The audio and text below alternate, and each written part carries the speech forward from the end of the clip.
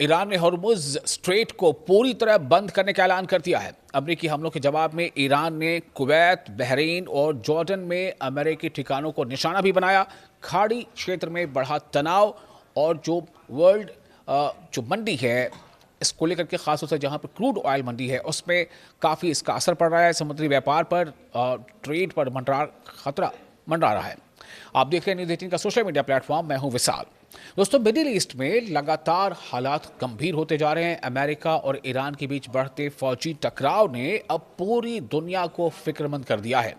Iran ने एक बड़ा और कड़ा कदम उठाते हुए दुनिया के सबसे अहम समुद्री रास्तों में से एक हॉर्मुज़ स्ट्रेट को पूरी तरह बंद करने का ऐलान कर दिया है। यानी पूरी तरह बंद, मतलब पूरी तरह बंद, ये ईरान का कहना है।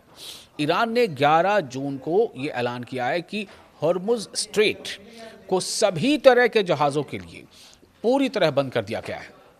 ये फैसला अमेरिका के जरिए ईरान पर किए गए ताज़ा हवाई हमलों के बाद लिया गया है।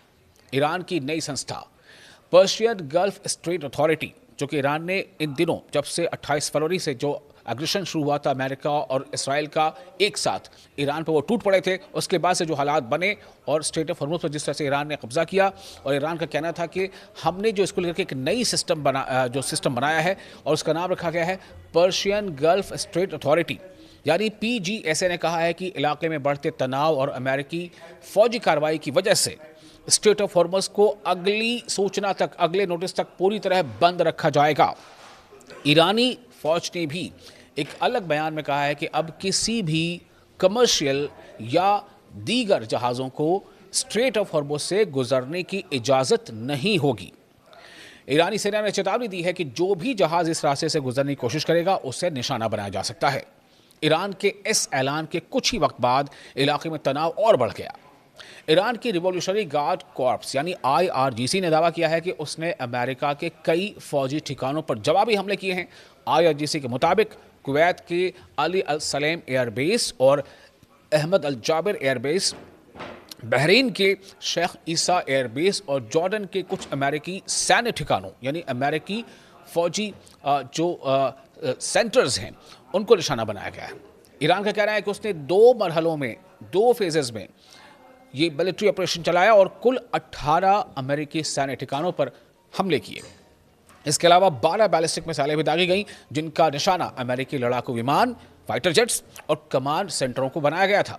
ईरान ने दावा किया है कि इन हमलों में कई सैन्य ठिकानों यानी कि जो फौजी ठिकाने हैं और लड़ाकू विमानों को नुकसान पहुंचा है। हालांकि इन दावों के बारे में कई तरह की बातें सामने आ रही हैं, लेकिन IRGC का ये दावा है और ये पुख्ता दावा IRGC का कहना है कि ये हमारी तरफ से दावा किया जा रहा है कि हमने नुकसान पहुंचाया फाइटर जेट्स के। सोशल मीडिया पर सामने आए कुछ वीडियो में जॉर्डन के आसमान में धमाके और काला धुआं दिखाई देने की बात कही जा रही है। वहीं हॉर्मुज़ स्ट्रेट के आसपास भी गोलीबारी और विस्फोटों की आवाज़ें सुनाई देने की खबरें लगातार आ रही हैं।